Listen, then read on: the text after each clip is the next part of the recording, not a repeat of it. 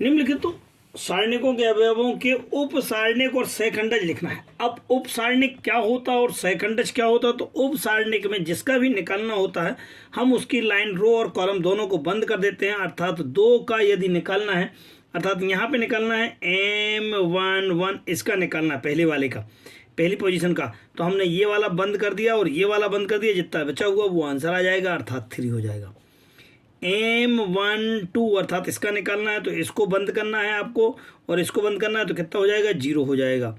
M21 किसे कहते हैं? इसको बोलते हैं, जब इसको निकालना तो इसको बंद करना और इसको बंद करना, अर्थात -4 हो जाएगा। M22 इसे क्या बोलते हैं? उपसारणिक बोलते हैं। क्या बोलते हैं? उपसारणिक। M22 में कितना हो जाएगा? इसका मान निकालना है तो इसको बंद किया, इसको बंद किया, अर्थात यहाँ पे 2 आ जाएगा। लेकिन यदि सहखंडज निकालना चाहते हैं तो सहखंडज में रहता यही है, लेकिन थोड़ा सा चेंज हो जाता है। सहखंडज को हम कैपिटल A से बनाते हैं, A11, तो यहाँ पे कितना हो जाता है? -1 इंटू -1 के पावर में इन दोनों का प्लस, अर्थात 1 + 1। नंबर यही रहेगा 3, जो भी आपका कैलकुलेशन आया था। माइनस का ये चूंकि पावर 2 है इसलिए प्लस में हो जाएगा, तो ये 3 हो जाएगा। A12 निकालना है तो -1 ^ 1 प्लस का 2 बन जाएगा। नंबर वही रहना है 0, ये आपके पास 0 हो जाएगा क्योंकि ये 0 कैलकुलेशन हो जाएगा माइनस में। A21 की बात करते हैं तो -1 ^ 2 + 1 अर्थात माइनस में आ जाएगा ये, और -4 कैलकुलेशन में है। इसका कैलकुलेशन माइनस क्योंकि घात 3 हो जाएगी, -1 की घात 3 तो माइनस में हो जाता है, और माइनस प्लस तो ये प्लस का 4 बन जाएगा। A22 की बात करते हैं तो -1 की घात 2 प्लस का 2, और ये कितना था? 2 था, तो ये 2 दूनी 4, -1 की घात 4 था, धन में हो जाएगा। धन में होगा तो ये जो लिखा हुआ वही आपका आंसर आएगा। इस प्रकार से हम इसके उपसारणिक और सहखंडज हम आसानी से ज्ञात कर सकते हैं। पहले का दूसरा, चूंकि ये भी 2/2 का है, अर्थात 2 दूनी 4 ही निकलेंगे, तो A11 1 2 2 1 2 2 ये जो सारणिक कहलाता, सारणिक की आपको डेफिनेशन मालूम होना चाहिए। तो A11 A12 A21 A22। अब इनके यदि आपको उपसारणिक निकालना है तो उपसारणिक को हम इसको क्या बोलते हैं? कैपिटल M की सहायता से डिनोट करते हैं उसकी पोजीशन को, और सहखंडज को कैपिटल A की सहायता से डिनोट करते हैं। ये हम पहले क्वेश्चन में हम आपको बता चुके हैं। 1 1 मतलब आपको ये वाले का निकालना है, तो अब आप क्या करेंगे? यहाँ से इसको आप बंद कर देंगे, A को बंद करना है तो यहाँ बंद करेंगे और यहाँ बंद करेंगे, तो आपके पास जो बचता है वो क्या बच रहा है? D बच रहा है। यहाँ पे आप D लिख देंगे। फिर अगली बार में 1 2 अर्थात इसको बंद करना, तो इसको और इसको बंद किया तो यहाँ पे B आ जाएगा। थोड़ा सा और सॉल्व कर लेते हैं। 2 1 इसको बंद करना है, इसको बंद किया तो C आ जाएगा, और जाते हैं अगर इसको बंद किया तो यहाँ पे A आ जाएगा। यहाँ आ जाते जाते सहखंडज में क्या हो जाता था? -1 ^ 2 जो ये नंबर लिखे हुए हैं, अर्थात 1 + 1, -1 ^ 2 1 + 2, -1 ^ 2 + 1, और -1 ^ 2 + 2। लेकिन निकालना वही था 1 1 1 1 को मतलब अर्थात इसका निकालना, तो ये बंद करना, ये बंद करना, अर्थात D आ जाएगा। यहाँ पे भी आपके पास B आ जाएगा, यहाँ C आ जाएगा, और यहाँ पे आपके पास A आ जाएगा। जब आप कैलकुलेशन करेंगे तो चूंकि ये पावर 2 है, 2 में अगर आप माइनस की घात 1 = 2 करते तो प्लस का हो जाता, अर्थात ये D, ये माइनस का B, माइनस का C, और ये आपके पास A। इस प्रकार से हम आसानी से हम सहखंडज ज्ञात कर पाते हैं। अगर हम 1 1 का उपसारणिक निकालते हैं तो आपको ये वाला आ जाएगा, ये लिख दिया है। 1 2 का निकालते हैं इसका, तो आपके पास ये लाइन और ये लाइन दोनों बंद हो जाएगी, तो 0 0 0 1 0 0 0 1 कैलकुलेट करेंगे तो ये 0 - का 0 = 0। 1 3 के लिए निकालते हैं, अर्थात इसके लिए, तो ये आ जाएगा आपके पास 0 0 1 0, सो 0 0 1 0, और इसका कैलकुलेशन कितना हो जाएगा? ये 0 - का 0, अर्थात ये भी 0 के। अगर हम 2 1 का निकालते हैं तो 2 1 में क्या हो रहा है? 2 1 अर्थात यहाँ पे जा रहे हैं, इसको देखते हैं तो इसके लिए निकालते तो ये लाइन बंद करना और ये लाइन बंद करना था 0 0 0 1, तो ये आपका आ जाएगा 0 0 0 1। फिर अगर हम और आगे चलते तो ये 0 - का 0 बन जाएगा। 2 2 के लिए बात करते हैं तो 2 2 कहाँ है? ये है, इसको बंद करते हैं, ये लाइन बंद कर ली तो ये आपके पास ये बचेगा, ये बचेगा, ये बचेगा, ये बचेगा। सो कितना हो जाएगा आपके पास? ये हो जाएगा आपके पास 1 0 और 0 1, मतलब कुल मिलाकर के इसका कैलकुलेशन देखते हैं तो ये हो जाएगा 1 के। इसी प्रकार से हम 2 3 का, 3 1 का, 3 2 का और 3 3 का भी हम कैलकुलेशन करके हम आसानी से हम उपसारणिक ज्ञात कर सकते हैं। अब हम सहखंडज समझने का प्रयास करेंगे। क्वेश्चन नंबर सेकंड यदि हम ध्यान देते हैं तो कोई सारणिक दिया है कि सभी अवयवों का उपसारणिक ज्ञात करना और सहखंडज ज्ञात करना। अगर हम सारणी ज्ञात करते हैं तो देखते हैं कि 1 1 का निकालना अर्थात इसका निकालना है, तो इसको बंद कर दिया, इसको बंद कर दिया, ये आपके पास जो आएगा 5 1 -1 2 वो लिख देंगे। 1 2 का निकालना तो 1 2 मतलब ये कहलाता है, अर्थात 3 0 -1 2 3 0 -1 2 आ जाएगा। यदि हम आपके पास और चलते हैं 1 3 कहाँ है आपके पास, 1 3 जो है आपके पास ये वाला है, इसको यदि आप बंद करेंगे ऐसे और ऐसे तो बनेगा 3 5 0 1।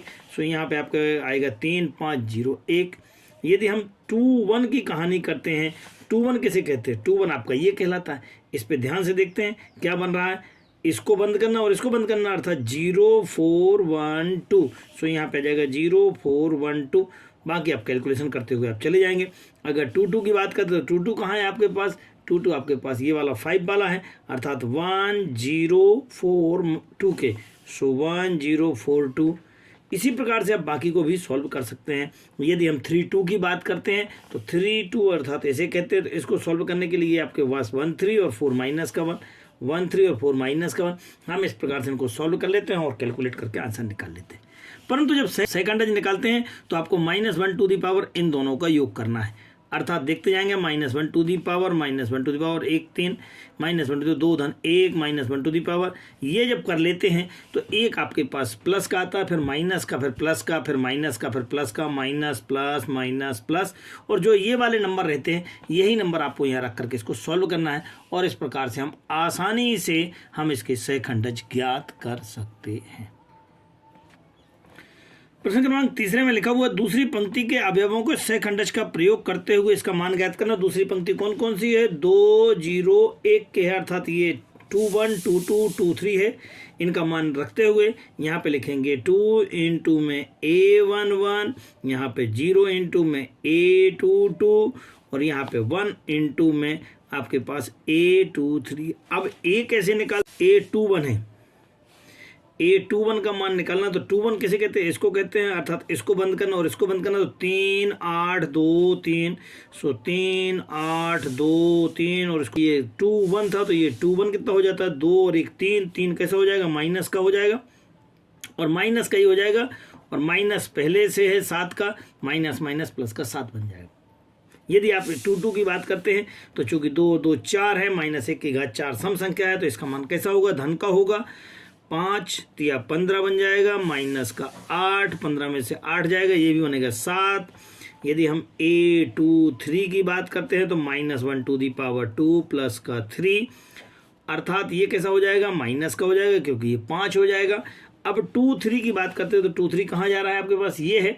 इसके लिए आपको सॉल्व करना तो एक लाइन ये बंद करना और एक लाइन ये वाली बंद करना, अर्थात 5 1 3 2। सो 5 1 3 2 और सॉल्व कर लेंगे।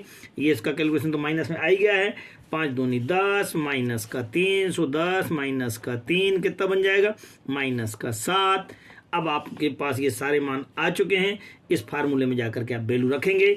सो कितना बन रहा है, यहाँ बन रहा है डेल्टा का मान कितना हो जाएगा, 2 इंटू 7 के प्लस का 0 इंटू 7 के प्लस का 1 इंटू माइनस का 7। अब आपको बात समझ में आ रही है, ये वैल्यू कहाँ रख रहे हैं हम, इस वाली लाइन में रख रहे हैं। आपके पास कितना हो जाएगा, 7 दूनी 14 प्लस का 0 माइनस का 7 1 कम 7। अब 14 में से 7 जाएगा तो बचेगा 7। तो इस प्रकार से हम कह सकते हैं कि सारणी का मान कितना होगा, 7 होगा। प्रश्न क्रमांक 4 में लिखा हुआ तीसरे स्तंभ के अवयवों के सहखंडज का प्रयोग करके आपको इसका मान ज्ञात करना। तीसरा स्तंभ किसे कहते हैं, पहला स्तंभ C1 C2 C3, तीसरा स्तंभ ये कहलाएगा। इसके अवयव कौन कौन से हैं, ये आपका 1 3 2 3 और 3 3, अर्थात इसके मान निकाल लेते हैं और इसका हल कितना हो जाता है, A1 3 capital A1 3, small A2 3 और ये 2 3, फिर 3 3 और 3 3। अब इसके अवयव देख पा रहे हैं तो ये आपके पास YZ ZX और ये XY। अब हमको मान जो निकालना है वो कैपिटल में निकालना है। कैपिटल में किसका निकालना है, A1 3 2 1 3, A1 3 2 3 और A3 3। जब इनके मान निकालना है तो A1 3 निकालते तो 1 3 किसे कहते हैं, इसको कहते हैं। अब इसके लिए तो अर्थात ये वाली लाइन छोड़ना, ये वाली लाइन छोड़ना, ये वाला बचेगा, अर्थात 1Y 1 Z। सो 1Y 1 Z। अगले वाले में जाते हैं, जब हम इसको छोड़ते हैं तो ये 1X 1 Z। सो 1X 1 Z। तीसरे वाले में जाते हैं इसके लिए, अगर हम इसके लिए जाते हैं तो आपके पास ये लाइन छोड़ना और ये लाइन छोड़ना, अर्थात 1x 1y, सो 1x 1y। अब इनको सॉल्व कर लेते हैं। चूंकि हम आपको बता चुके हैं कि ये अगर 3 और 1 4 तो ये प्लस का हो जाएगा, 3 2 5 ऑड नंबर है इसलिए माइनस का होगा, 3 और 3 6 इवन नंबर है इसलिए ये प्लस का होगा। अब आप इनको सॉल्व कर लेंगे। सॉल्व करने गए तो z माइनस का y कितना हो जाएगा, z माइनस का y। यहाँ जाएंगे z माइनस का x, थोड़ा और सॉल्व करते हैं यहाँ से y माइनस का x। अब आप इनको सॉल्व करना शुरू करें। ये माइनस में आ गया है, माइनस में आ गया तो इसको पलट देते हैं तो अर्थात x माइनस का z बन जाएगा। अब आप इसमें जो है ना इस वाले फार्मूले में जाकर के मान रख देते हैं। सो मान कितना बन जाएगा, A13 का मान है YZ इंटू ये, सो बनेगा आंसर डेल इक्व टू YZ इंटू में Z माइनस का X। और आगे चलते हैं, यहाँ पे बनेगा ZX, सो बन जाएगा ZX और इंटू में X माइनस का Z। फिर आपके पास जो बन रहा है वो है XY और ब्रैकेट में Y माइनस का X। अब आप अंदर मल्टीप्लाई करते हुए चले जाएंगे, इन दोनों को सॉल्व करेंगे, सो बन जाएगा YZ स्क्वायर माइनस का XYZ